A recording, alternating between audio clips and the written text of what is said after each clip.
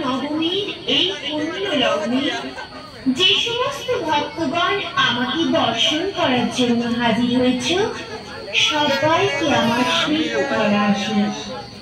আমার সমস্ত ভক্তগণকে আশীর্বাদ করি, তোমাদের চলার পথ উজ্জ্বলময় হয়ে উঠবে, সবার পরিবার খুশিতে ভরে উঠবে, কর্মক্ষেত্রে তোমরা পাবে অগাধ সাফল্য, প্রত্যেকের সন্তান থাকবে দুঃখে ভাগে। ভক্তগণ, যদি কারো জীবনে কোনো সমস্যা থাকে আমাকে মনে মনে জানিয়ে দাও। তোমাদের জীবনের কঠিন থেকে কঠিনতম সমস্যার সমাধান আমি করে দেব। তোমরা সদা সর্বদা আমাকে স্মরণে রাখবে। আমার আশীর্বাদ সব সময় তোমাদের পাশে থাকবে।